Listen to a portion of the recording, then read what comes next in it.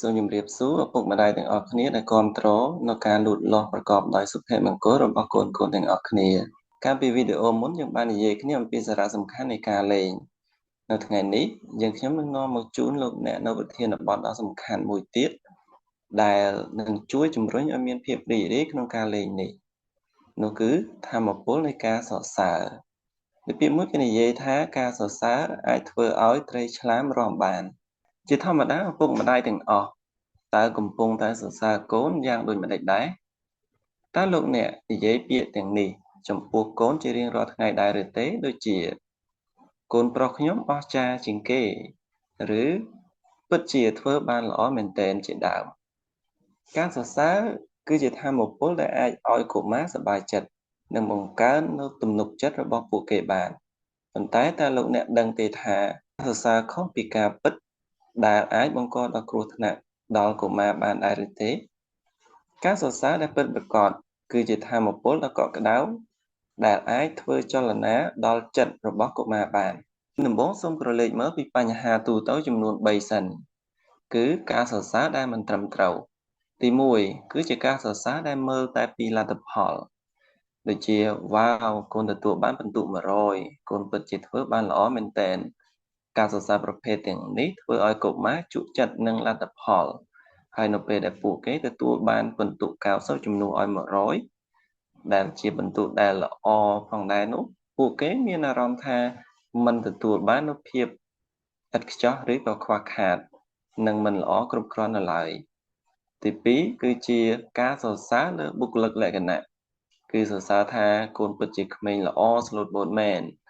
អាចធ្វើឲ្យកុមារមានអារម្មណ៍ថាមានកំហុសជាខ្លាំងនៅពេលដែលពួកគេប្រព្រឹត្តទង្វើអ្វីមួយខុសទី3គឺជាការសរសើរបែបបំភ្លើសការនិយាយដូចជាកូនបានធ្វើល្អជាងគេនៅក្នុងពិភពលោកនេះវាគឺជាការវិនិច្ឆ័យជាក់ស្ដែងរបស់កុមារធ្វើឲ្យពួកគេដឹងថានឹងទទួលបានការសរសើរដ៏ធំសម្រាប់ស្នាដៃតូចៗនេះអញ្ចឹងតើយើងត្រូវសរសើរយ៉ាងដូចម្តេចចំណុចសំខាន់ទាំងនោះគឺការសរសើរដោយពិតប្រាកដគឺមិនមែនសរសើរលើលទ្ធផលនោះទេតែផ្ដោតសំខាន់លើដំណើរការដែលបង្កើតឡើងពីលទ្ធផលនោះការសរសើរអំពីដំណើរការគឺជាការផ្ដល់ភាពក្លាហានសម្រាប់កុមារថាទោះជាបរាជ័យក៏មិនអីដែរហើយនឹងបំបត្តិនូវភាពភ័យខ្លាចក្នុងការសាកល្បងនូវអ្វីដែលថ្មីៗតាមរយៈដំណើរការនេះកុមារទទួលបានការលើកទឹកចិត្តក្នុងការខ្ញុំបានធ្វើវាបានដោយខ្លួនឯងផ្ទាល់ដែលក្លាយជាកម្លាំងដ៏សំខាន់សម្រាប់ការសិក្សាពេញមួយជីវិតរបស់កុមារពេលនេះខ្ញុំនឹងប្រាប់លោកអ្នកអំពីវិធីសាស្ត្រជាក់ស្ដែងគឺគោលការណ៍3យ៉ាងនៃការសរសើរដែលសំខាន់ក្នុងដំណើរការនេះទី1គឺជាការសរសើរជាក់ស្ដែងជានិយាយថារូបភាពនេះពិតជាអស្ចារ្យមែនតែសូមនិយាយដោយពាក្យច្បាស់លាស់ថាដោយសារតែកូនបានផាត់ពណ៌យ៉ាងផ្ចិតផ្ចង់ដោយគ្មានចន្លោះដូច្នេះមើលទៅដូចជារូបភាពពិតអញ្ចឹងទី2គឺជាការសរសើរពីការខិតខំជានិយាយថាកូនធ្វើបានល្អមែនទែនតែសូមនិយាយជួយលើកទឹកចិត្តកុមារថាវាជាបញ្ហាមួយដ៏លំបាកប៉ុន្តែការដោះស្រាយដោយមិនបោះបង់ចោលហើយព្យាយាមធ្វើរហូតដល់ចប់បែបនេះពិតជាអស្ចារ្យមែនទែនទី3គឺជាការលើកទឹកចិត្តគ្រប់ការតស៊ូទាំងអស់សូមលើកទឹកចិត្តនិងគាំទ្រការសាកល្បងកុមារដោយនិយាយថាទោះជាធ្វើបានល្អក្តីឬមិនល្អក្តីក៏មិនអីដែរភាពក្លាហានដែលកូនព្យាយាមសាកល្បងធ្វើនៅអ្វីដែលថ្មីវាពិតជាអស្ចារ្យមែនទែនមានពាក្យមួយដែលខ្លាំងជាងពាក្យសរសើរនោះគឺជាការលើកទឹកចិត្តប្រសិនបើការសរសើរគឺជាការសរសើរពីសកម្មភាពរបស់កុមារអញ្ចឹងការលើកទឹកចិត្តជាពាក្យសម្ដីមួយដែលទទួលស្គាល់វត្តមានទាំងស្រុងរបស់កុមារទោះជាលទ្ធផលចេញមកមិនល្អយ៉ាងណាក៏ដោយប៉ុន្តែសូមនិយាយថាទោះជាចាញ់ការប្រកួតថ្ងៃនេះប៉ុន្តែការដែលកូនខិតខំឲ្យអស់ពីសមត្ថភាពបែបនេះវាពិតជារំភើបមែនទែនប្រសិនបើការសរសើរអាចជួយលើកទឹកចិត្តផ្នែកខាងក្រៅរបស់កុមារបានការលើកទឹកចិត្តគឺអាចជួយបំពេញនូវថាមពលវិជ្ជមាននៅខាងក្នុងរបស់កុមារបានផងដែរ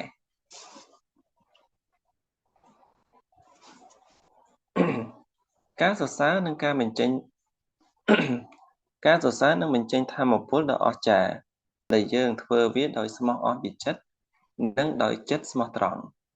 សូមសង្កេតមើលនិងយកចិត្តទុកដាក់លើសកម្មភាពរបស់កុមារទោះជាតូចតាចហើយនឹងសូមនិយាយដោយស្មោះត្រង់ពីចំណុចល្អដែលអ្នកមើលឃើញដោយស្មោះត្រង់ពេលដែលឃើញកូនចេះជួយរៀបចំនៅសម្ភារៈលេងរបស់ប្អូនបែបនេះកូនមើលទៅពិតជាថ្លៃថ្នូរខ្លាំងមែនទែនហើយថែមទាំងមានអារម្មណ៍ថាកូនបានយកចិត្តទុកដាក់យ៉ាងខ្លាំងចំពោះប្អូនកុមារអាចមានអារម្មណ៍ពីភាពស្មោះត្រង់និងពិតប្រាកដរបស់ឪពុកម្ដាយបានហើយអាចបង្កើតនូវទំនាក់ទំនងដែលជឿជាក់កាន់តែខ្លាំងថែមទៀតមានវិធីសាស្ត្រមួយដែលមានប្រសិទ្ធភាពហើយនឹងសប្បាយដែលគួរឲ្យចាប់អារម្មណ៍នោះគឺជាការសរសើរពីមាត់សូមនិយាយពីចំណុចដែលកូនពូកែឬគុណសម្បត្តិរបស់កូនទៅកាន់អ្នកដទៃនៅចំពោះកុមារ នៅចំពោះមុខកុមារកូនឥឡូវនេះមានទម្លាប់ក្រោកពីព្រលឹមហើយរៀបចំខ្លួនឯងដោយខ្លួនឯងពិតជាគួរឲ្យសរសើរមែនទែននៅពេលដែលកុមារបានការសរសើរពីឪពុកម្ដាយពួកគេមានអារម្មណ៍វិជ្ជមានលើខ្លួនឯងហើយទទួលបានការលើកទឹកចិត្តក្នុងការប្រព្រឹត្តនូវអាកប្បកិរិយាល្អៗបានម្ដាយទាំងអស់គ្នាការសរសើរមិនមែនជាការវិនិច្ឆ័យតែម្ខាងនោះទេប៉ុន្តែជាវិធីសាស្ត្រទំនាក់ទំនងសំខាន់ដែលបង្កើតទំនាក់ទំនងវិជ្ជមានរវាងឪពុកម្ដាយនិងកុមារពាក្យសម្ដីដែលសរសើរតែមួយម៉ាត់ដែលបង្ហាញពីការយល់ដឹងពីកុមារនិងយល់ចិត្តរបស់កុមារហើយគាំទ្រយ៉ាងស្មោះអស់ពីចិត្តនេះ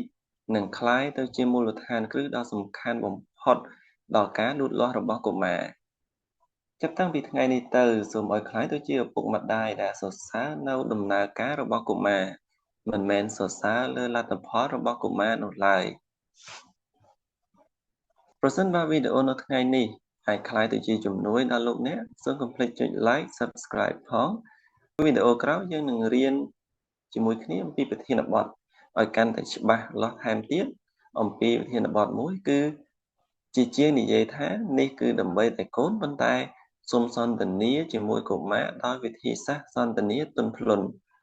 ជួបគ្នានៅវីដេអូក្រោយសូមអរគុណ